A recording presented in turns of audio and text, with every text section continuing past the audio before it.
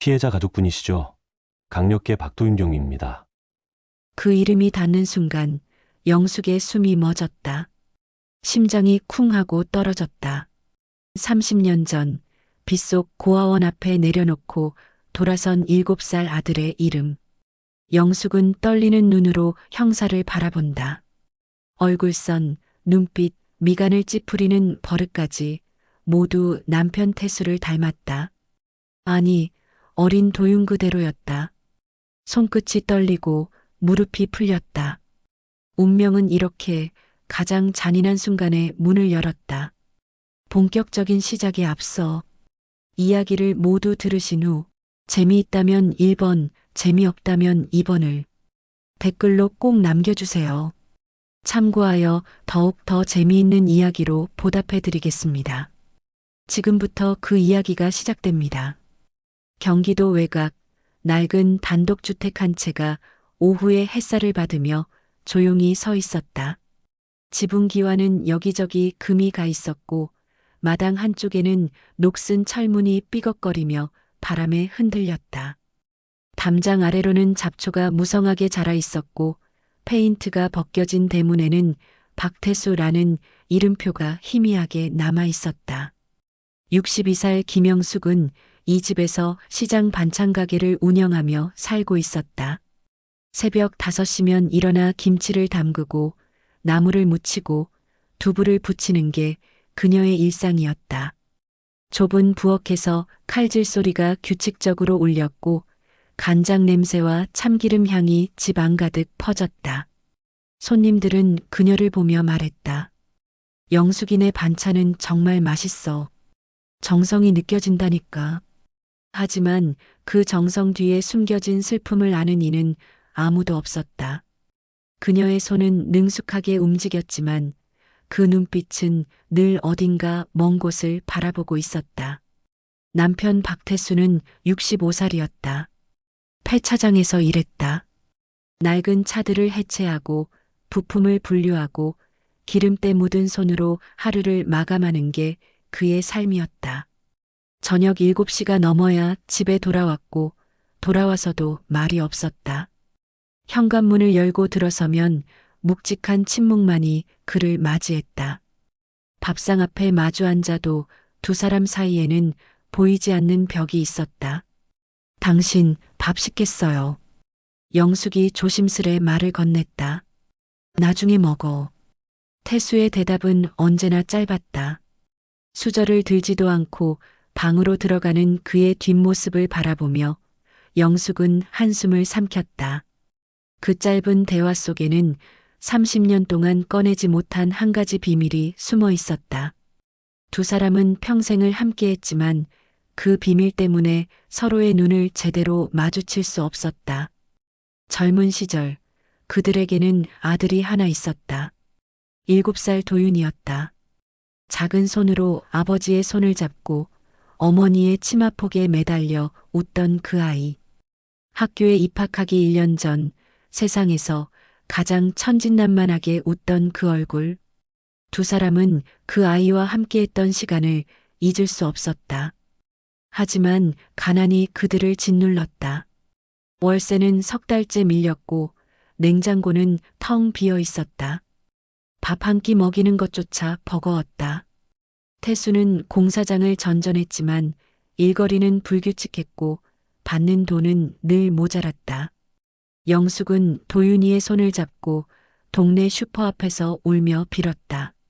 사장님, 제발 이번 달만 외상으로 주세요. 꼭 갚을게요. 하지만 세상은 냉정했다. 아무도 그들을 도와주지 않았다. 도윤이는 그런 엄마를 올려다보며 물었다. 엄마, 우리 오늘도 밥 못 먹어? 그 말에 영숙의 가슴이 찢어지는 것 같았다. 비가 억수같이 쏟아지던 어느 날 밤이었다. 두 사람은 낡은 차를 타고 고아원 앞에 섰다. 빗소리가 차창을 두드렸고 와이퍼는 빠르게 움직였다. 뒷좌석에는 7살 도윤이가 작은 가방 하나를 안고 앉아 있었다. 아이는 무슨 일이 일어나는지 알 것 같아 불안한 눈빛으로 부모를 바라봤다. 엄마, 우리 어디 가는 거야? 영숙은 대답할 수 없었다. 목이 메어 말이 나오지 않았다. 태수는 담배를 피우며 창밖을 바라봤다. 그의 손도 떨리고 있었다. 차에서 내린 영숙은 떨리는 손으로 도윤이의 손을 잡았다. 비를 맞으며 고아원 계단 앞까지 걸어갔다. 도윤이는 엄마의 손을 꼭 쥐며 물었다. 엄마, 여기가 어디야? 무서워. 도윤아, 엄마가 미안해. 정말 미안해. 영숙은 무릎을 꿇고 아이를 끌어안았다. 눈물이 빗물과 섞여 흘러내렸다. 엄마 금방 올게. 밥 잘 먹고 있어야 해, 알겠지? 도윤이는 고개를 끄덕였지만 눈가에 눈물이 맺혀 있었다. 그 순간 차 안에서 태수의 목소리가 들렸다. 어서 타, 비 맞잖아. 영숙은 도윤이의 손을 놓았다. 아이는 그 자리에 서서 엄마를 바라봤다. 빗속에서 점점 멀어지는 엄마의 뒷모습, 그리고 출발하는 차의 헤드라이트. 7살 도윤이의 눈에는 그 장면이 또렷하게 새겨졌다. 아빠의 얼굴, 차 번호판, 그리고 멀어지는 빨간 후미등. 엄마, 아빠. 아이의 목소리는 빗소리에 묻혔다. 하지만 그날 이후 부모는 돌아오지 않았다. 1년이 지나고 2년이 지나고 3년이 흘렀다. 형편은 나아지지 않았고 두 사람은 점점 더 깊은 침묵 속으로 빠져들었다. 4년째 되던 해 그들은 용기를 내어 고아원을 찾아갔다. 하지만 이미 도윤이는 입양되어 떠난 뒤였다. 어디로 갔는지, 누구에게 갔는지 그 어떤 정보도 얻을 수 없었다. 죄송하지만 개인정보라서 알려드릴 수가 없습니다. 고아원 직원의 말은 차가웠다. 영숙은 그 자리에 주저앉아 울었다. 태수는 아무 말도 하지 못한 채 그녀의 어깨를 붙잡았다. 영숙은 그날의 기억을 지우지 못한 채 매일 기도했다. 새벽마다 낡은 불단 앞에 무릎을 꿇고 두 손을 모아 중얼거렸다. 제발 우리 도윤이가 건강하게 살고 있게 해주세요. 제발이요. 그녀의 귓가에는 아직도 그날의 목소리가 남아 있었다. 빗속에서 엄마 아빠하고 부르던 그 떨리는 목소리, 살려달라던 그 울음소리. 그 소리는 30년이 지난 지금도 그녀의 가슴을 핥히고 있었다. 태수 역시 마찬가지였다. 폐차장에서 쇠를 자르고 망치를 두드리는 순간에도 그날의 기억은 떠나지 않았다. 비에 젖은 고아원 계단, 빗속에 홀로 서 있던 7살 아들의 뒷모습, 그리고 차를 출발시키던 순간 뒤를 돌아보며 흐느끼던 아내의 얼굴. 내가 그때 조금만 더 버텼더라면, 조금만 더 참았더라면. 후회는 독처럼 그의 마음을 갉아먹었다. 하지만 그는 그 후회를 입 밖으로 꺼내지 못했다. 영숙 앞에서 그 이야기를 꺼내는 순간 두 사람 모두 무너질 것 같았기 때문이다. 저녁이 되면 두 사람은 각자의 방으로 들어갔다. 한 지붕 아래 살면서도 같은 침대를 쓰지 않은 지 10년이 넘었다. 영숙은 작은 방에서 이불을 덮고 누우면 천장을 바라보며 생각했다. 도윤이는 지금 어디서 뭘 하고 있을까? 밥은 잘 먹고 있을까? 행복할까? 눈물이 베개를 적셨다. 밤은 깊어갔고 집안은 고요했다. 하지만 그 고요함 속에는 두 사람의 깊은 한숨이 숨어 있었다. 30년의 세월이 흘렀지만 그날의 죄책감은 여전히 두 사람의 가슴을 짓누르고 있었다. 비가 내리던 가을밤이었다. 하늘은 먹구름으로 뒤덮여 있었고 빗방울은 점점 굵어지고 있었다. 박태수는 폐차장에서 늦게까지 일하고 있었다. 시계를 보니 밤 11시가 넘어 있었다. 손에 묻은 기름때를 낡은 수건으로 닦으며 그는 중얼거렸다. 오늘까지만 하자. 내일은 일찍 들어가야지. 하지만 그런 다짐은 늘 지켜지지 않았다. 생활비를 벌기 위해서는 하루라도 더 일해야 했고 1시간이라도 더 버텨야 했다. 그는 작업복을 벗고 낡은 가방을 메었다. 폐차장 문을 잠그고 어두운 골목길을 걸어 버스 정류장으로 향했다. 버스를 기다리는 동안 비는 더 세차게 쏟아졌다. 정류장 지붕 아래 서 있었지만 빗물이 튀어 바지가 젖었다. 10분쯤 지나 마지막 버스가 도착했다. 낡은 버스는 덜컹거리며 멈춰섰고 태수는 천천히 올라탔다. 버스 안은 텅 비어 있었다. 몇 명 되지 않는 승객들은 모두 피곤한 얼굴로 창밖을 바라보고 있었다. 태수는 뒷자리에 앉아 눈을 감았다. 몸이 무겁게 가라앉는 것 같았다. 오늘도 12시간을 일했다. 허리가 욱신거렸고 손목이 저렸다. 창밖으로 빗방울이 흘러내렸다. 가로등 불빛이 빗물에 반사되어 흔들렸다. 태수는 멍하니 그 빛을 바라보며 생각했다. 영숙이가 집에서 기다리고 있겠지. 언제나처럼 말없이 식탁에 밥을 차려놓고 버스는 덜컹거리며 달렸다. 20분쯤 지나 그의 정류장에 도착했다. 태수는 천천히 일어나 하차벨을 눌렀다. 버스가 멈춰섰고 그는 비를 맞으며 내렸다. 차가운 빗방울이 얼굴을 때렸다. 정류장에서 집까지는 10분 정도 걸어야 했다. 외곽도로라 가로등도 몇 개 없었다. 어둠 속에서 빗소리만 들렸다. 태수는 고개를 숙이고 천천히 걸었다. 신발 속으로 빗물이 스며들어 발이 차가웠다. 조금만 더 가면 돼. 그는 횡단보도 앞에 섰다. 신호등이 빨간불에서 초록불로 바뀌었다. 태수는 천천히 발을 내디뎠다. 1보, 2보, 3보. 횡단보도 중간쯤 왔을 때였다. 갑자기 어둠 속에서 번쩍 빛이 스쳤다. 헤드라이트였다. 반대편에서 차 한 대가 미친 듯이 달려오고 있었다. 태수는 본능적으로 뒤로 물러서려 했다. 하지만 이미 늦었다. 쿵 하는 둔탁한 소리와 함께 그의 몸이 공중으로 떠올랐다. 세상이 빙글빙글 돌았다. 그리고 쾅 하는 소리와 함께 아스팔트 바닥에 내동댕이 쳐졌다. 고통이 온몸을 휩쓸었다. 왼쪽 다리에서 무언가 부러지는 소리가 들렸다.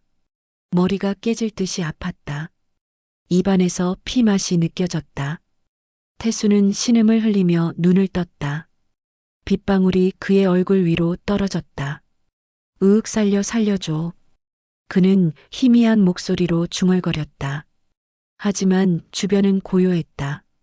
차량의 브레이크 소리도 멈추는 소리도 들리지 않았다. 오히려 엔진 소리가 점점 멀어지고 있었다. 가해 차량은 도주했다. 태수는 손을 뻗어보려 했지만 팔이 움직이지 않았다. 온몸이 마비된 것처럼 감각이 없었다. 차가운 빗물이 그의 몸을 적셨다. 의식이 점점 흐려졌다. 영수가 미안해. 나 이렇게 가면 안 되는데.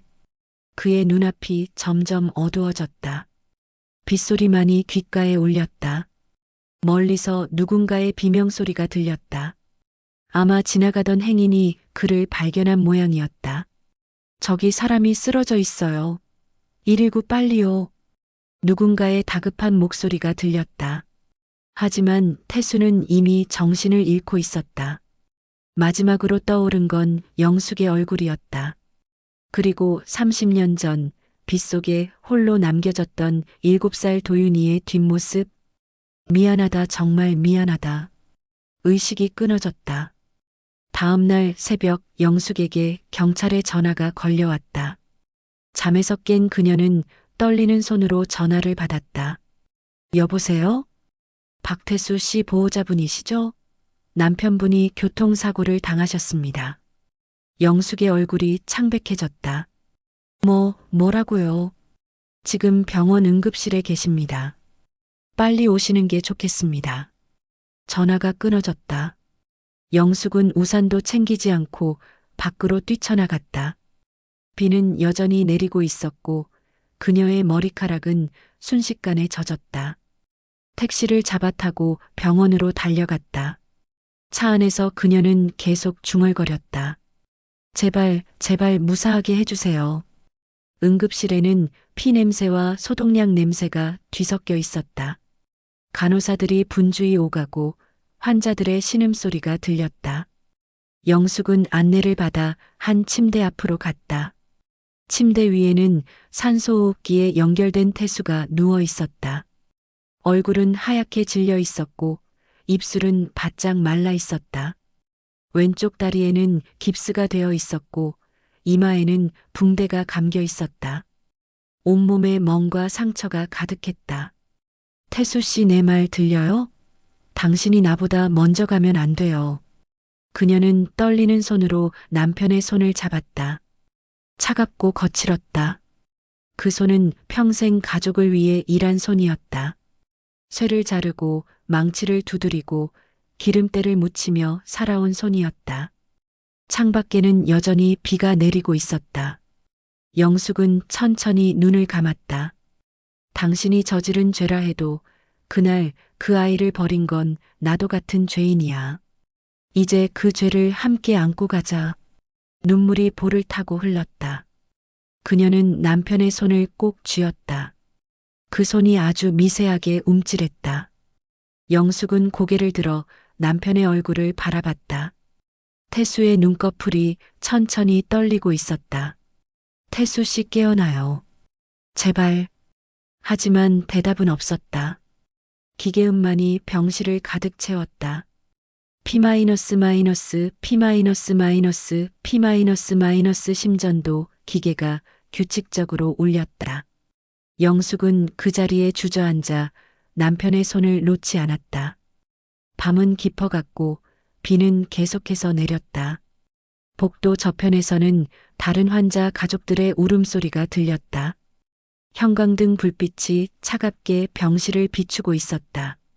영숙은 남편의 손을 꼭 쥔 채 조용히 기도했다. 제발, 제발 살려주세요. 다음 날 영숙은 경찰서를 찾았다. 비가 갠 아침 유리문에 비친 자신의 얼굴이 낯설게 느껴졌다. 하룻밤 사이에 10년은 더 늙은 것 같았다. 눈 밑에는 다크서클이 짙게 드리워져 있었고 입술은 바짝 말라 있었다. 손에 든 가방끈을 꽉 쥐며 그녀는 천천히 문을 밀고 들어갔다. 경찰서 안은 생각보다 조용했다. 몇몇 사람들이 대기 의자에 앉아 있었고 전화벨 소리가 간간히 울렸다. 형광등 불빛이 차갑게 내려앉아 있었다. 피해자 가족분, 잠시만 기다려주세요. 안내 데스크에 경찰이 말했다. 영숙은 고개를 끄덕이고 플라스틱 의자에 앉았다. 손을 모으고 있었지만 손끝은 계속 떨렸다. 남편이 사고를 당했다는 사실이 아직도 믿기지 않았다. 어젯밤 병실에서 본 그 모습이 자꾸만 떠올랐다. 산소호흡기에 연결된 남편의 창백한 얼굴, 가쁜 숨소리, 차가운 손, 제발 무사하게 해주세요. 그녀는 속으로 기도했다. 시계를 보니 오전 9시 30분이었다. 병원에서 새벽부터 남편 곁을 지키다가 경찰서에 들러야 한다는 연락을 받고 서둘러 온 것이었다. 10분쯤 지났을까? 복도 끝에서 문이 열리는 소리가 들렸다. 영숙은 고개를 들었다. 정장을 입은 젊은 형사가 들어왔다. 단정한 머리, 차가운 눈빛, 그리고 낮고 단호한 목소리. 키는 175cm쯤 되어 보였고 어깨는 넓었다. 걸음걸이는 군인처럼 곧았다.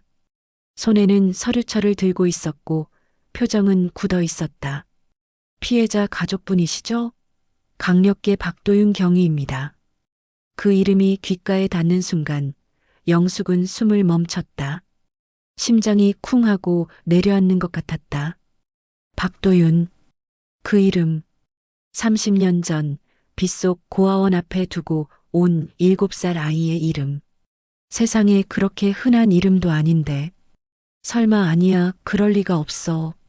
영숙은 떨리는 눈으로 그 형사를 바라봤다. 그의 얼굴, 그 눈빛, 코의 모양, 턱선, 그리고 미간을 찌푸리는 습관까지 모두 태수를 닮아 있었다. 아니, 어린 시절 도윤이의 모습 그대로였다. 특히 그 눈, 맑으면서도 어딘가 슬픔이 깃든 눈. 손끝이 떨렸다. 무릎이 후들거렸다. 가슴속에서 무언가가 터져 나올 것 같았다. 영숙은 간신히 입을 열었다. 박도윤 경위님이라고 했죠? 네, 맞습니다. 도윤은 고개를 끄덕이며 맞은편 의자를 가리켰다. 이쪽에 앉으시죠. 영숙은 천천히 자리에 앉았다. 도윤은 서류철을 펼치며 말을 이었다. 어젯밤 11시 45분경 피해자 박태수 씨가 동횡단보도에서 차량에 치이는 사고가 발생했습니다. 그는 기계적으로 설명했다. 감정이 전혀 실리지 않은 목소리였다. 가의 차량은 현장에서 도주했고 현재 CCTV 분석 중입니다. 목격자 진술도 확보하고 있습니다. 영숙은 그의 말을 듣고 있었지만 머릿속은 온통 다른 생각으로 가득했다. 저 아이가 정말 내 아들일까? 30년 만에 이렇게 다시 만나는 걸까? 이름이 참 낯설지 않네요. 영숙은 떨리는 목소리로 말했다. 억지로 미소를 지었지만 입술이 바들바들 떨렸다. 도윤은 고개를 들지 않았다. 서류를 넘기던 손끝이 아주 잠깐 멈췄다. 그의 눈빛이 미세하게 흔들렸다. 잠시 침묵이 흘렀다. 사고 경위가 밝혀지면 바로 연락드리겠습니다. 도윤은 낮게 말했다. 그리고 덧붙였다. 현장 확인을 위해 병원으로 가봐야겠습니다. 네, 감사합니다. 영숙은 고개를 숙였다. 눈물이 날 것 같아서 고개를 들 수가 없었다. 짧은 대화가 끝나고 도윤은 자리에서 일어났다. 영숙은 한동안 그 자리를 떠나지 못했다.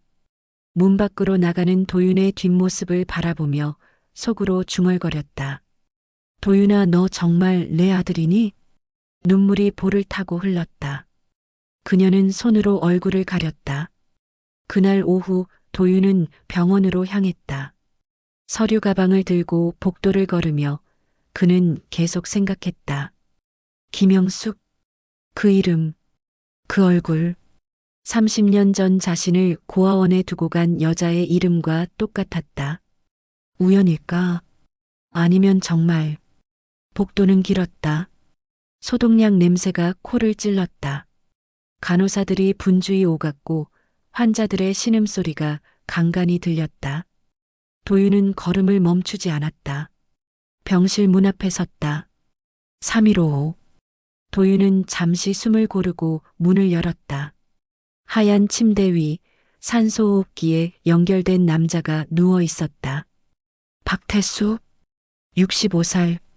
왼쪽 다리에는 깁스가 되어 있었고 이마에는 붕대가 감겨 있었다. 온몸에 멍과 상처 자국이 보였다. 도윤은 침대 옆으로 천천히 다가갔다. 그리고 그 얼굴을 내려다봤다. 순간 심장이 멈추는 것 같았다. 그 얼굴, 그 눈매, 그 턱선. 30년 전 빗속에서 차를 출발시키던 그 남자의 얼굴이었다. 7살 도윤이의 눈에 또렷하게 새겨진 아버지의 얼굴. 비에 젖은 앞유리 너머로 보였던 그 얼굴. 도윤의 손이 떨렸다. 서류 가방을 쥔 손에 힘이 들어갔다. 그는 몇 걸음 뒤로 물러섰다. 숨이 가빠졌다. 이 사람이 박태수 내 아버지? 태수의 눈꺼풀이 천천히 떨렸다. 그리고 아주 미세하게 눈을 떴다. 흐릿한 시선이 도윤을 향했다. 초점이 맞지 않는 눈동자였다. 두 사람의 시선이 마주쳤다. 태수의 입술이 미세하게 떨렸다. 무언가 말하려는 듯 했지만 목소리는 나오지 않았다. 다만 그의 눈빛만이 도윤을 응시하고 있었다. 그 눈빛에는 놀람과 슬픔, 그리고 알 수 없는 감정이 섞여 있었다. 도윤은 아무 말도 하지 못했다. 그저 그 자리에 굳은 채 침대 위에 남자를 바라볼 뿐이었다. 시간이 멈춘 것 같았다. 잠시 후 태수의 눈이 다시 감겼다. 기계음만이 병실을 채웠다. P 마이너스 마이너스 P 마이너스 마이너스 P 마이너스 마이너스 심전도 기계가 규칙적으로 울렸다. 도윤은 천천히 뒤돌아 병실을 나왔다. 복도에 나오자마자 벽에 등을 기댔다. 다리에 힘이 풀렸다. 심장이 미친 듯이 뛰었다. 손은 계속 떨렸다. 박태수, 김영숙 설마 정말. 그는 주머니에서 휴대폰을 꺼냈다. 떨리는 손가락으로 검색창을 열었다. 박태수 교통사고 기록. 엔터를 눌렀다. 잠시 후 화면에 오래된 기록 하나가 떠올랐다. 1993년 터널 뺑소니 사건 피해자 사망, 가해자 미검거. 도윤의 눈이 커졌다. 손가락을 움직여 더 자세히 들어갔다. 차량 등록 명의자 박태수. 그 순간 도윤의 머릿속이 하얗게 변했다. 손끝이 차갑게 식었다. 등골이 서늘해졌다. 1993년 그 해는 내가 고아원에 맡겨진 해. 화면을 스크롤하며 더 읽어내려갔다. 사고 일시, 장소, 피해자 정보. 모든 것이 기록되어 있었다. 도윤은 휴대폰을 꽉 쥐었다. 화면이 꺼질 듯 흔들렸다. 그럼 이 사람이 뺑소니 가해자? 그리고 지금은 피해자? 복도 끝에서 발걸음 소리가 들렸다. 도윤은 급히 휴대폰을 주머니에 넣고 자세를 바로 했다. 영숙이 천천히 걸어오고 있었다. 손에는 보온병과 작은 가방을 들고 있었다. 경위님, 여기는 어쩐 일이세요? 영숙이 조심스레 물었다. 목소리는 떨리고 있었다. 피해자 상태 확인차 들렀습니다. 도윤의 목소리는 냉정했다. 하지만 그의 눈빛은 흔들리고 있었다. 영숙은 그 눈빛을 보며 가슴이 철렁 내려앉았다. 곧 의식을 회복하실 겁니다. 그때 다시 연락드리겠습니다. 감사합니다, 경위님. 영숙은 고개를 숙였다. 도윤은 아무 말 없이 고개를 끄덕이고 복도를 걸어 나갔다. 그의 뒷모습을 바라보며 영숙은 가슴이 찢어지는 것 같았다. 도윤아, 엄마를 용서해 줄 수 있겠니? 병원을 나온 도윤은 곧장 경찰서로 향했다. 차 안에서도 머릿속은 복잡했다. 박태수, 김영숙, 그리고 1993년 뺑소니 사건. 모든 것이 한 곳으로 모이고 있었다. 그날 저녁 경찰서 강력계 사무실. 형광등 불빛이 차갑게 깜빡였다. 모니터 앞에 앉은 도윤은 검색창에 박태수 1993년을 입력했다. 엔터를 눌렀다. 잠시 후 오래된 사건 파일이 화면에 떠올랐다. 1993년 민백터널 뺑소니 사건 피해자 사망, 가해자 미검거. 차량 등록 명의자 박태수. 도윤의 눈빛이 차갑게 굳었다. 역시 그랬다. 오늘 오후 병원에서 확인한 그 기록이 맞았다. 사건 개요가 나왔다. 1993년 6월 15일 밤 11시경 민백터널 인근 도로에서 보행자 한 명이 차량에 치여 사망. 가해 차량은 현장에서 도주. 목격자 진술에 따르면 가해 차량은 흰색 승용차. 번호판 일부 확인. 차량 등록 명의자 박태수로 추정되나 본인 부인. 증거 불충분으로 미제 사건 처리. 도윤은 천천히 숨을 내쉬었다. 심장이 고막을 찢을 듯 뛰었다. 1993년 6월. 그 시기는 자신이 고아원에 맡겨진 바로 그 달이었다. 우연일까? 아니면. 도윤은 화면을 스크롤하며 더 읽어내려갔다. 피해자 이름, 나이, 사망 원인. 모든 것이 기록되어 있었다. 그리고 맨 아래 관련 자료 항목에 CCTV 영상 파일이 첨부되어 있었다. 잠시 후 그는 서랍에서 낡은 USB 하나를 꺼냈다. 그 안에는 자신이 수사하며 복원해둔 오래된 CCTV 영상이 있었다. 3년 전 미제 사건을 재조사하면서 우연히 발견한 자료였다. 당시에는 화질이 너무 나빠 증거로 채택되지 못했지만 도윤은 혹시 몰라 보관해 두었던 것이다. 그는 떨리는 손으로 USB를 꽂았다. 폴더를 열고 영상 파일을 찾았다. 1993년 민백 터널 CCTV. 그때 그 파일을 열어보았다. 화면이 켜졌다. 흑백의 흐릿한 영상이 재생되기 시작했다. 어둠 속 한 대의 차량이 빠르게 달려왔다. 흰색 승용차였다. 그리고 터널 입구 부근에서 무언가와 부딪혔다. 사람이었다. 차는 잠시 멈칫했다. 운전석 문이 열렸다. 한 남자가 비틀거리며 내려왔다. 술에 취한 듯한 걸음걸이였다. 그는 쓰러진 사람에게 다가갔다. 잠시 망설이는 듯했다. 그리고 도망쳤다. 남자는 다시 차에 올라타고 빠르게 현장을 빠져나갔다. 빛이 번쩍이며 영상이 멈췄다. 남자가 고개를 돌리는 순간 잠깐 비친 얼굴의 윤곽, 눈매, 턱선. 도윤의 숨이 막혔다. 이 얼굴 설마. 그는 다시 영상 재생 버튼을 눌렀다. 정지. 되감기. 확대. 또 확대. 화질은 여전히 흐릿했지만 그 윤곽만큼은 분명했다. 그 얼굴은 오늘 오후 병원 침대에 누워있던 박태수, 그 남자였다. 도윤의 시야가 흔들렸다. 심장이 터질 듯 뛰었다. 그는 주먹을 꽉 쥐며 중얼거렸다. 박태수, 당신이 그 사람이라면. 숨을 삼키며 오래된 기억 하나가 떠올랐다. 비 내리던 고아원 앞 7살 소년. 작은 가방 하나를 안고 계단에 서 있던 자신. 엄마는 무릎을 꿇고 자신을 끌어안았다.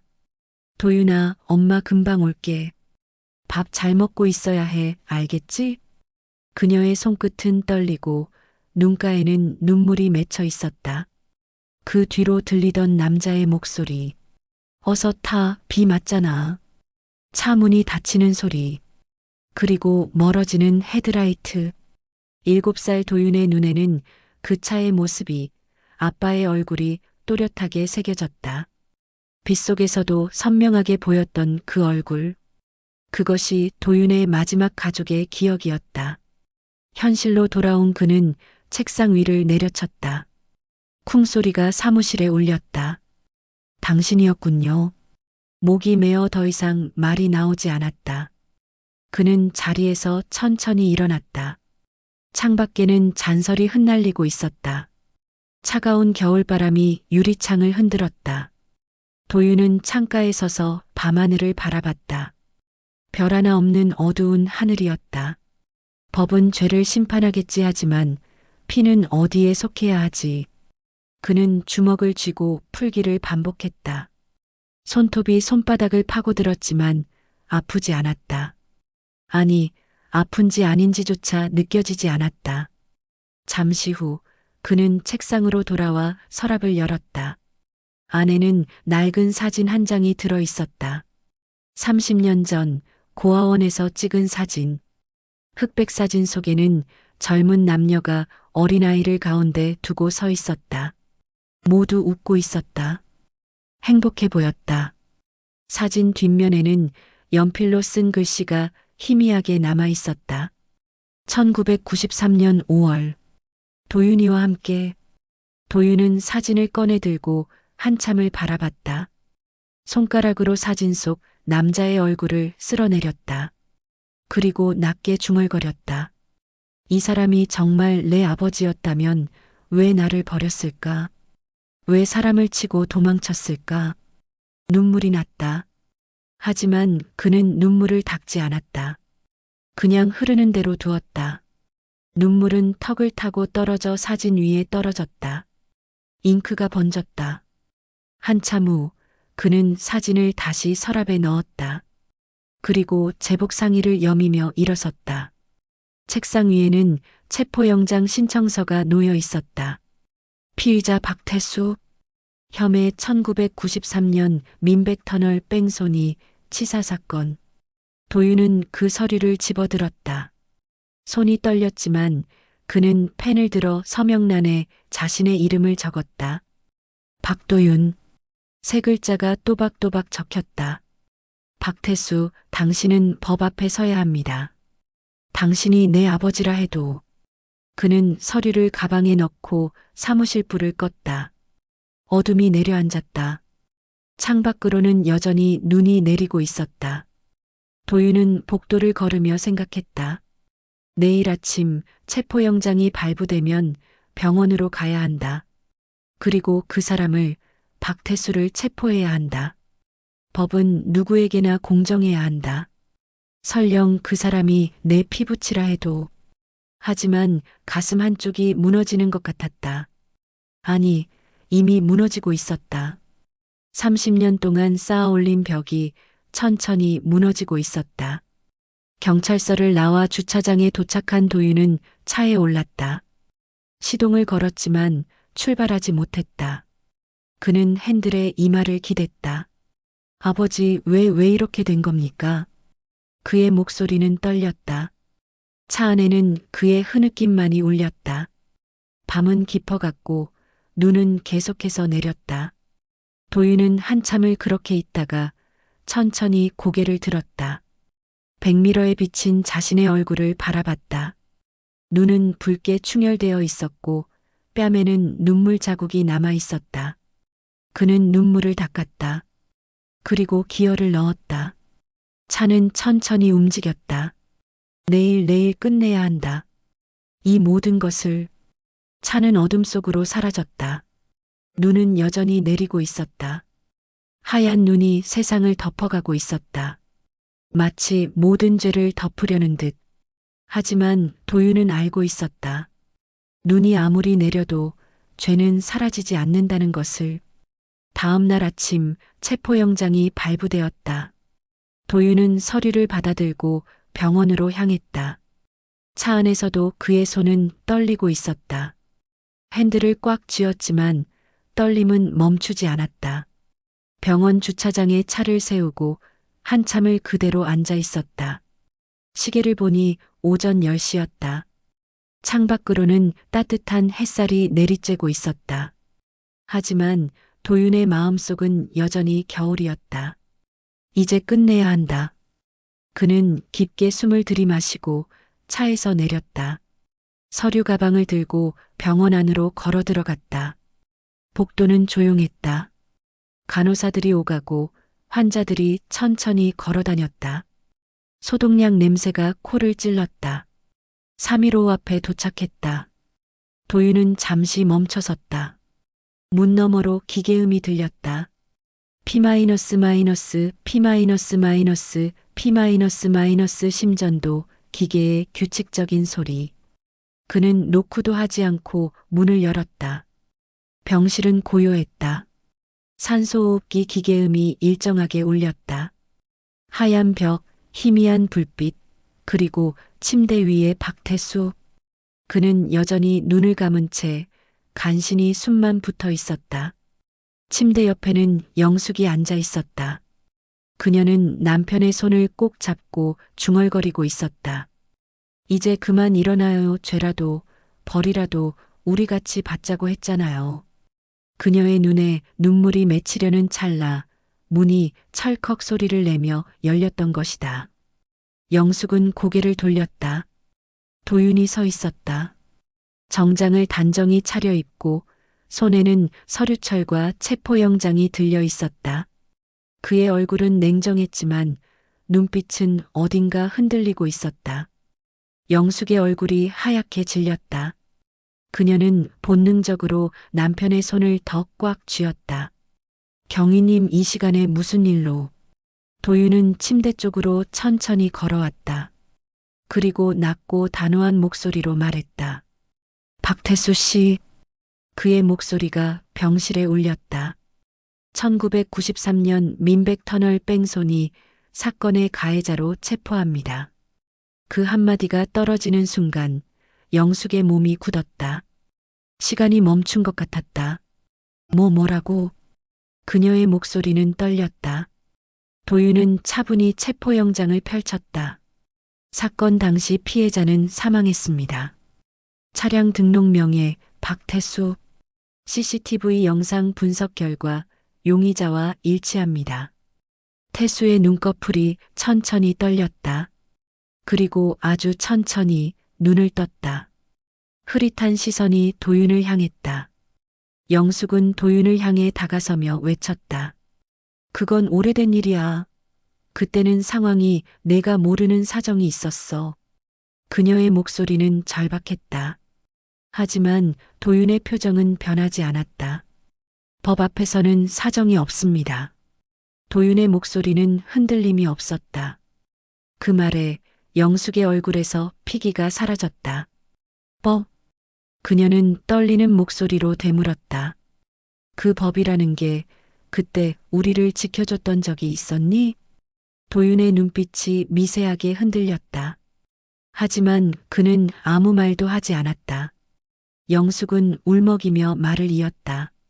우리가 너를 고아원에 맡겼을 때 그날 세상은 우리를 외면했어. 가난하다고 가진 게 없다고 누가 우리를 도와줬는데? 그녀의 눈물이 뚝뚝 떨어졌다. 그때도 법은 조용했어. 아무도 우리 편이 되어주지 않았다고. 그런데 이제 와서 법이 옳다고? 그녀는 도윤을 향해 한 발 더 다가섰다. 떨리는 손으로 그의 팔을 붙잡았다. 그 법이 우리 가족을 이렇게 만든 거야. 도윤은 아무 대답도 하지 못했다. 그의 목젖이 미세하게 흔들렸다. 한참의 침묵 끝에 그는 낮게 말했다. 그래도 법은 있어야 합니다. 누군가는 그걸 지켜야 하니까요. 그의 말은 냉정했지만 눈빛에는 슬픔이 번져 있었다. 그 순간 병실 안의 공기가 무겁게 가라앉았다. 태수가 천천히 입을 열었다. 도윤아. 쉰숨 같은 목소리였다. 그는 힘겹게 미소를 지었다. 그래, 이제 내가 나를 잡으러 왔구나. 도윤의 눈이 흔들렸다. 주먹을 꽉 쥐었다. 그런 말하지 마세요. 아니다. 이제야 됐다. 태수는 천천히 말했다. 내가 나를 잡아줘야 내 죄가 끝난다. 그는 힘없이 고개를 떨궜다. 그 미소에는 슬픔보다 안도가 섞여 있었다. 영숙이 울부짖었다. 태수 씨, 제발 그만 말해요. 이 아이는 아직 준비가 안 됐어요. 아니, 영숙아. 태수는 아내를 바라봤다. 이제라도 말해야 돼. 그날 이후로 나는 하루도 편히 잠든 적이 없어. 도망친 게 아니라 매일 그날을 다시 살았어. 그의 눈에 눈물이 맺혔다. 그 눈물은 30년의 속죄이자 마지막 용서였다. 도윤은 천천히 수갑을 꺼냈다. 손이 떨렸다. 하지만 그는 멈추지 않았다. 태수의 손목에 수갑을 채웠다. 찰칵. 금속의 소리가 병실을 울렸다. 박태수 씨 정식 체포합니다. 영숙이 울부짖었다. 도윤아, 안 돼. 그건 내 아버지야. 그걸 묶는다고 내 상처가 사라지겠니? 도윤은 한참 동안 대답하지 못했다. 눈물이 눈가에 맺혔다. 그리고 조용히 말했다. 아니야, 엄마. 그 한마디에 영숙의 몸이 흔들렸다. 도윤이 자신을 엄마라고 불렀다. 이건 내 상처를 없애려는 게 아니야. 아버지의 죄를 끝내려는 거야. 태수는 눈을 감은 채 미소를 지었다. 그래, 잘했다.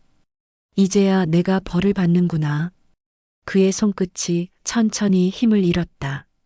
기계음만이 병실을 울렸다. 영숙은 무너져 내렸다. 바닥에 주저앉아 울었다. 도윤은 말없이 고개를 숙였다. 눈물이 떨어졌다. 아버지의 얼굴 위로 아들의 눈물이 흘렀다. 창밖으로 햇살이 들어왔다. 하지만 병실 안은 여전히 어두웠다. 세 사람의 그림자가 바닥에 길게 드리워져 있었다. 도윤은 천천히 뒤돌아섰다. 문을 향해 걸어갔다. 영숙은 그의 뒷모습을 바라보며 울었다. 도윤아, 엄마가 미안하다. 정말 미안하다. 도윤은 멈추지 않았다. 문을 열고 나갔다. 복도에 나와서야 그는 벽에 등을 기대고 주저앉았다. 손으로 얼굴을 가렸다. 그리고 소리 없이 울었다. 아버지, 엄마 미안합니다. 미안합니다. 그의 흐느낌이 조용한 복도에 울렸다. 지나가던 간호사가 그를 힐끗 보았지만 아무 말도 하지 않았다.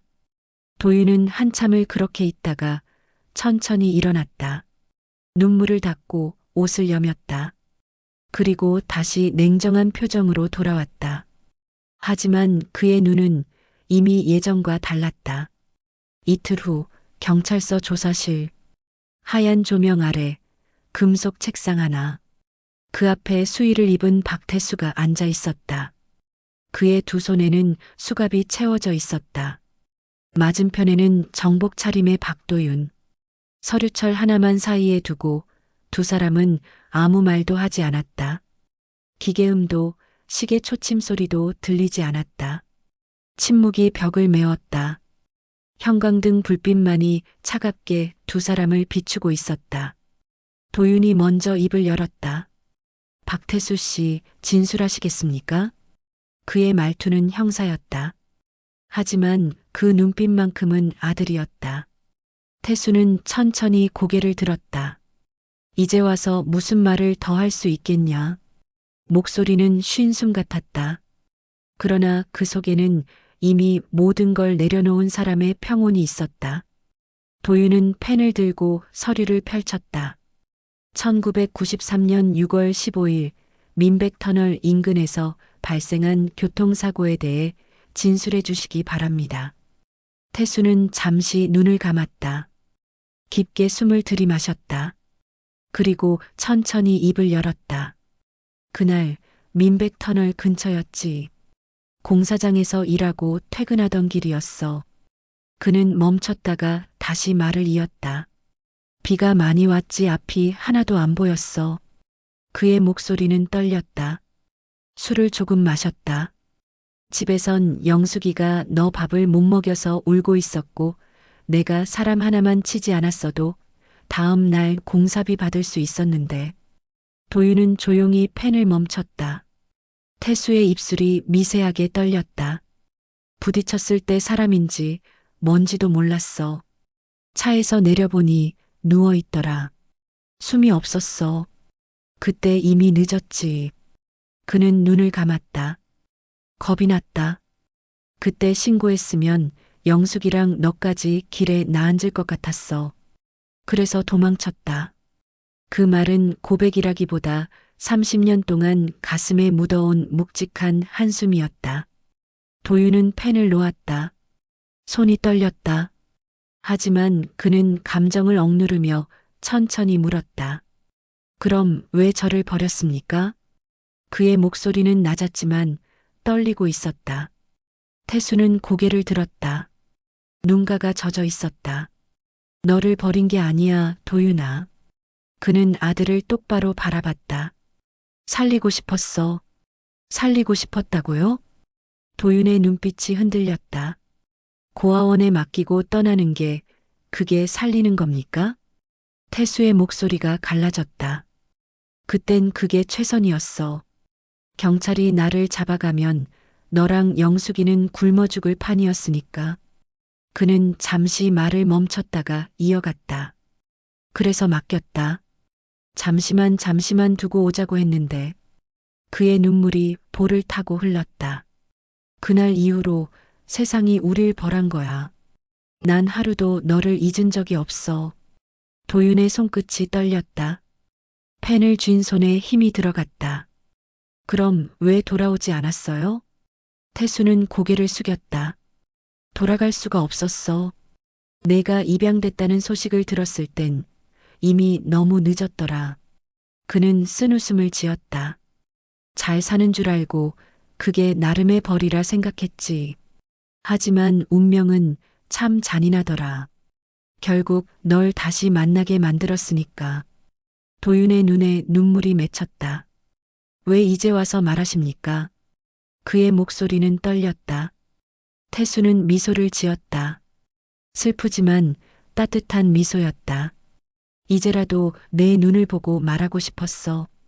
그는 수갑찬 손을 들어 조심스럽게 아들의 손 위에 올렸다. 미안하다, 도윤아. 아버지가 정말 미안하다. 그 말에 도윤의 눈물이 터졌다. 왜 이제야? 그는 얼굴을 가리고 울었다. 어깨가 들썩였다. 30년 동안 쌓아온 벽이 무너지고 있었다. 태수는 수갑 낀 손으로 아들의 손등을 쓰다듬었다. 거칠고 차가운 손이었지만 그 안에는 아버지의 온기가 담겨 있었다. 이제 됐다. 내가 나를 용서하지 않아도 돼. 그는 조용히 말했다. 그냥 내가 내 아들이었다는 걸 알고 죽을 수 있어서 그걸로 충분하다. 그 순간 문 밖에서 노을빛이 스며들었다. 좁은 조사실 안 빛과 그림자가 둘의 얼굴을 나눠 비췄다. 한쪽에는 법이, 한쪽에는 피가 있었다. 도윤은 흐느끼며 말했다. 아버지, 그때 왜 우리를 두고 가셨어요? 태수는 눈을 감았다. 그리고 천천히 대답했다. 그때 내가 할 수 있는 최선이었다. 하지만 그게 최악의 선택이었다는 걸 나는 30년 동안 매일 깨달았어. 도윤은 고개를 들었다. 눈물로 범벅이 된 얼굴로 아버지를 바라봤다. 그럼 그 사고는요? 왜 도망쳤어요? 태수는 잠시 침묵했다. 그리고 낮게 말했다. 겁이 났어. 너희를 지켜야 한다는 생각뿐이었어. 하지만 그것도 변명일 뿐이지. 그는 고개를 떨궜다. 결국 난 죄인이야. 법 앞에서도 너희 앞에서도. 도윤은 한참 동안 아무 말도 하지 못했다. 그저 아버지의 손을 바라볼 뿐이었다. 수갑에 묶인 그 손, 평생 가족을 위해 일한 그 손. 잠시 후 도윤은 조용히 입을 열었다. 아버지, 저도 미안해요. 태수는 고개를 들었다. 30년 동안 아버지를 미워했어요. 엄마도 미워했어요. 왜 저를 버렸는지, 왜 돌아오지 않았는지. 도윤의 목소리가 떨렸다. 하지만 지금은 잘 모르겠어요. 뭐가 옳고 뭐가 그른지. 태수는 미소를 지었다. 그래도 너는 옳은 일을 했어, 도윤아. 그는 아들을 똑바로 바라봤다. 나를 잡은 건 형사로서 당연한 일이야. 그걸 하지 못했다면 그게 더 큰 죄였을 거야. 도윤은 고개를 저었다. 하지만 아버지를 잡는 게 이렇게 아플 줄은 몰랐어요. 태수는 천천히 고개를 끄덕였다. 그래, 아프지. 하지만 그 아픔이 우리를 다시 가족으로 만들어주는 거야. 그 말에 도윤은 더 이상 참지 못하고 울었다. 태수도 눈물을 흘렸다. 두 사람은 그렇게 조사실 안에서 함께 울었다. 형광등 불빛이 깜빡였다. 창밖으로는 노을이 지고 있었다. 붉은 빛이 조사실 안을 물들였다. 태수는 천천히 눈을 감았다. 그리고 마지막으로 속삭였다. 고맙다, 도윤아. 아버지를 용서해줘서.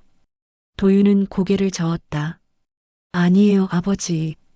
제가 용서받아야 해요. 아니다. 태수는 미소를 지었다. 이제 그만 고생하자. 우리 모두. 그의 손끝이 천천히 힘을 잃었다. 기계음도 없는 조사실에는 두 사람의 숨소리만이 남아 있었다. 도윤은 한참 동안 아버지의 손을 잡고 있었다. 놓고 싶지 않았다.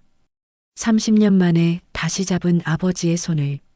하지만 결국 그는 천천히 손을 놓았다.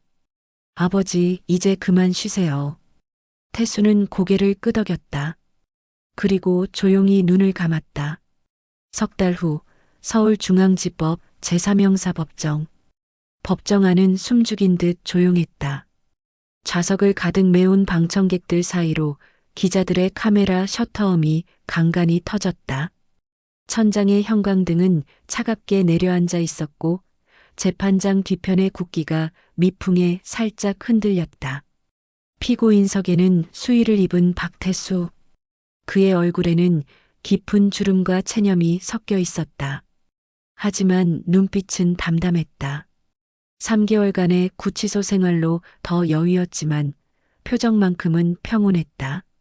앞줄에는 김영숙이 앉아 있었다. 두 손을 꼭 쥔 채 무너질 듯한 눈빛으로 남편과 아들을 번갈아 바라보고 있었다.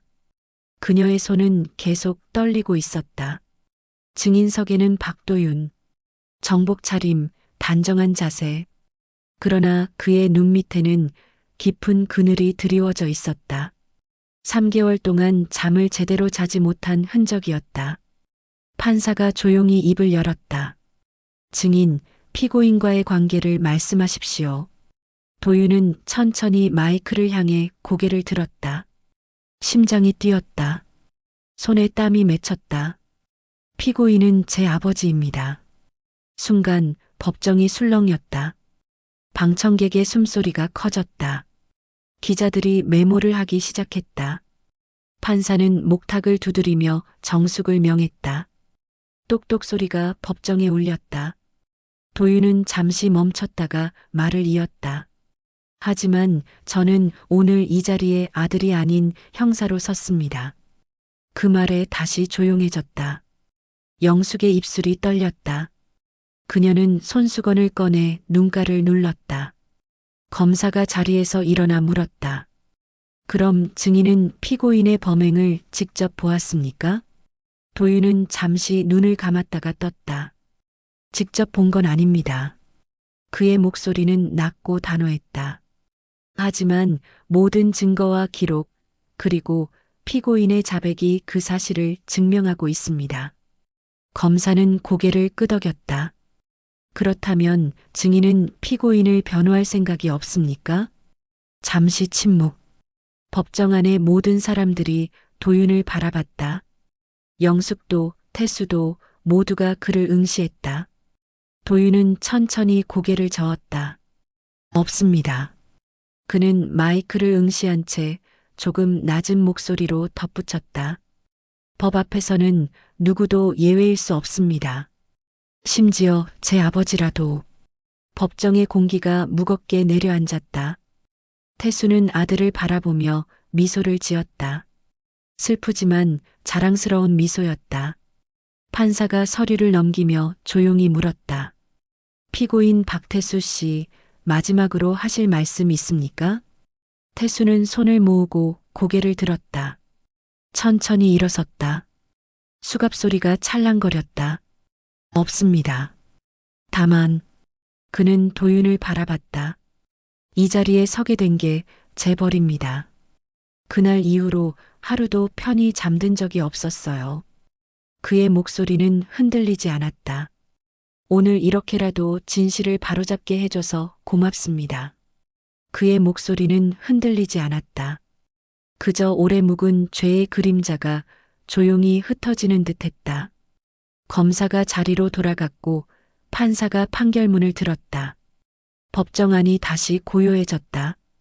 시계 초침 소리만이 똑딱똑딱 울렸다. 피고인 박태수, 1993년 민백터널 뺑소니 사건의 가해자로서 징역 3년을 선고합니다. 그 말이 떨어지자 법정 안의 시간마저 멈춘 듯했다. 영숙의 눈가에서 눈물이 흘렀다. 그녀는 손수건으로 얼굴을 가렸다. 태수는 고개를 숙이며 짧게 대답했다. 감사합니다. 그는 천천히 자리에 앉았다. 교도관들이 다가와 그를 일으켰다. 태수는 한 번 더 도윤을 바라봤다. 그리고 작게 고개를 끄덕였다. 도윤은 증인석에서 그 모습을 바라봤다. 눈물이 흘렀지만 닦지 않았다. 그냥 흐르는 대로 두었다. 재판이 끝나고 사람들이 하나둘 법정을 빠져나갔다. 도윤은 증인석 앞에서 잠시 움직이지 않았다. 손을 꽉 쥐고 천천히 숨을 내쉬었다. 그를 바라보던 영숙이 천천히 다가왔다. 그녀는 그의 팔을 붙잡았다. 도윤아. 그녀의 목소리는 낮고 떨렸다. 엄마가 미안하다.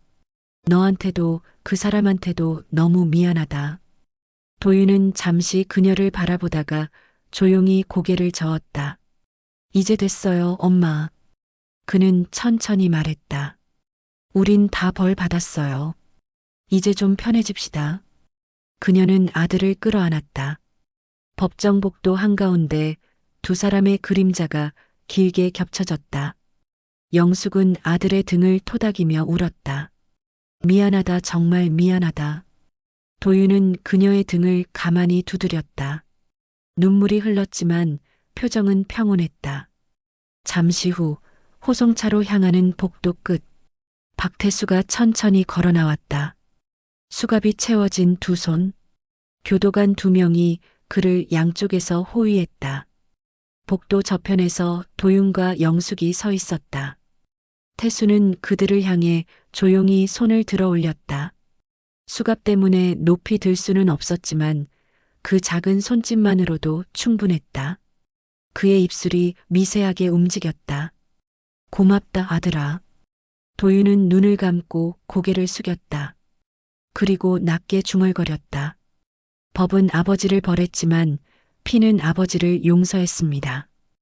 호송차가 천천히 움직였다. 창가로 비치는 햇살이 태수의 손끝을 따뜻하게 감쌌다. 그는 창밖을 바라보며 미소를 지었다. 차는 점점 멀어졌다. 도윤과 영숙은 그 자리에 서서 한참 동안 호송차를 바라봤다. 차가 완전히 사라질 때까지. 영숙이 조용히 물었다. 이제 어떻게 하면 좋을까? 도윤은 천천히 고개를 돌려 하늘을 바라봤다. 구름 한 점 없는 맑은 하늘이었다. 기다리면 돼요, 엄마. 3년 후 아버지가 돌아오시면 그때 다시 시작하면 돼요. 영숙은 고개를 끄덕였다. 눈물이 또 흘렀다. 하지만 이번엔 슬픔만이 아니었다. 희망도 섞여 있었다. 그래, 기다리자. 우리 같이 기다리자. 두 사람은 천천히 법원을 나왔다. 계단을 내려가며 도윤은 뒤를 돌아봤다. 법원 건물이 햇살을 받아 빛나고 있었다. 법은 죄를 심판했지만 피는 끝내 서로를 용서한다. 그는 조용히 미소를 지었다. 그리고 엄마의 손을 잡았다. 영숙도 그 손을 꽉 쥐었다. 두 사람은 함께 걸었다. 법원 앞 은행나무 길을 따라. 바람이 불었고 나뭇잎이 흔들렸다. 햇살이 따뜻했다. 멀리서 호송차가 사라지는 모습이 보였다. 도윤은 그 방향을 바라보며 속으로 말했다. 아버지 3년 후에 꼭 다시 만나요. 그때는 가족으로. 바람이 그의 머리카락을 흔들었다. 그는 눈을 감고 깊게 숨을 들이마셨다. 이제 시작이다. 3년이 흘렀다. 따뜻한 봄비가 내리는 오후, 김영숙은 작은 봉투 하나를 손에 쥐고 있었다. 봉투 표면에는 청솔교도소 발신 박태수라는 글씨가 적혀 있었다. 그녀는 반찬가게 안작은 탁자에 앉아 한참 동안 봉투를 바라보았다. 밖으로는 봄비가 창문을 두드렸다. 똑똑똑 빗소리가 고요한 가게 안을 채웠다. 영숙은 조심스레 손끝으로 봉투를 만졌다. 그리고 천천히 봉인을 떼었다. 안에는 삐뚤빼뚤한 글씨로 빼곡히 적힌 편지가 들어 있었다. 영숙아, 도윤아, 나 이제 곧 나가겠구나. 첫 문장을 읽는 순간 영숙의 눈가에 눈물이 맺혔다.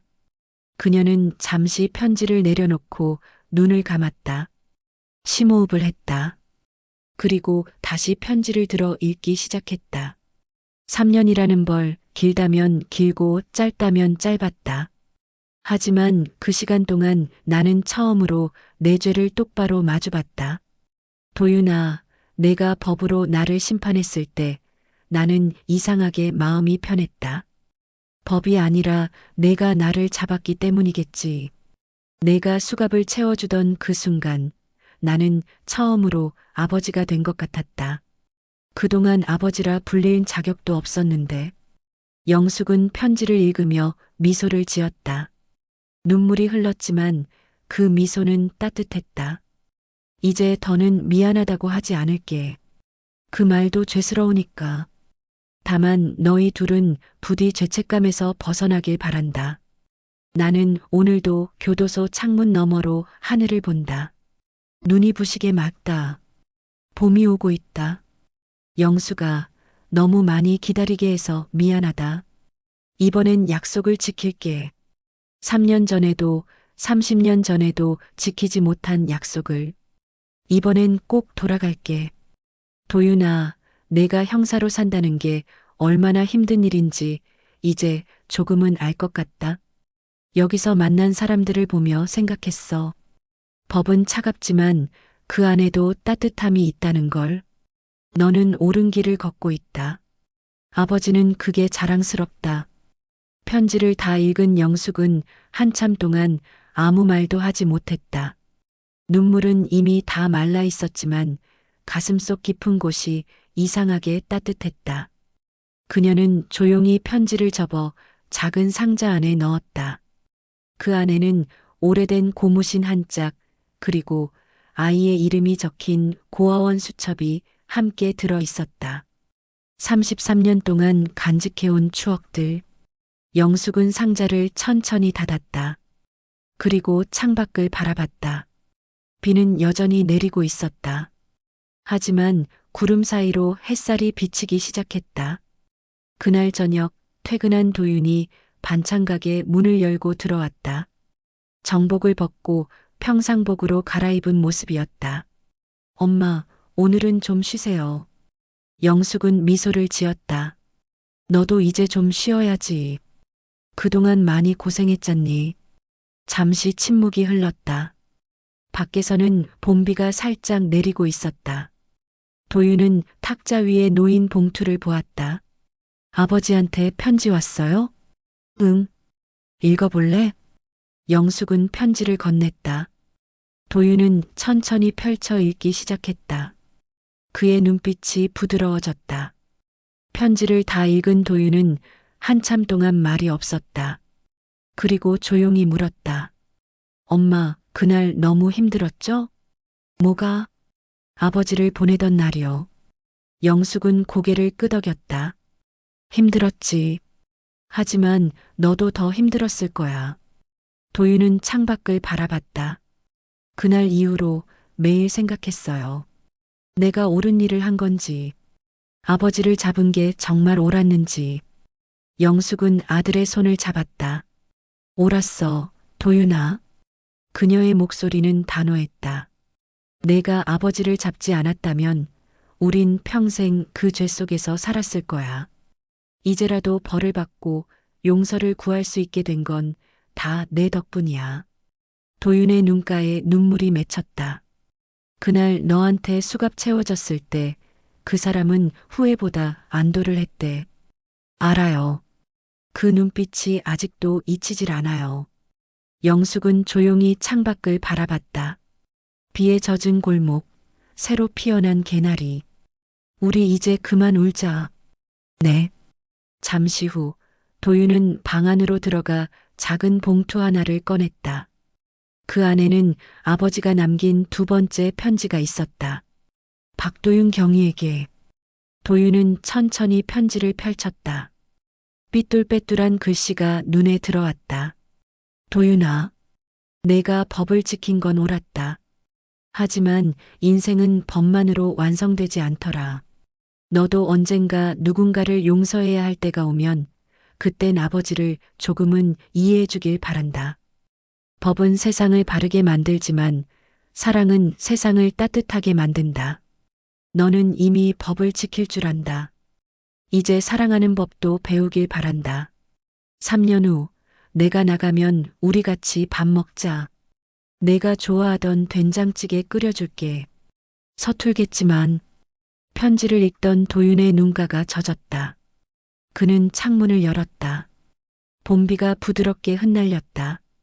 차가운 빗물이 손등에 떨어졌다. 그는 하늘을 향해 조용히 중얼거렸다. 법은 아버지를 심판했지만 피는 결국 아버지를 용서했어요. 비가 잦아든 하늘 사이로 희미한 햇살이 비쳤다. 골목 끝 오래된 한옥 지붕 위로 개나리꽃이 바람에 흔들렸다. 그 순간 도윤은 아주 조용히 웃었다. 그리고 천천히 눈을 감았다. 그의 마음속에서 오랫동안 얼어붙었던 한 조각이 비로소 녹아내리고 있었다. 일주일 후 청솔교도소 정문. 아침 햇살이 따뜻하게 내려앉은 날이었다. 영숙과 도윤은 정문 앞에 나란히 서 있었다.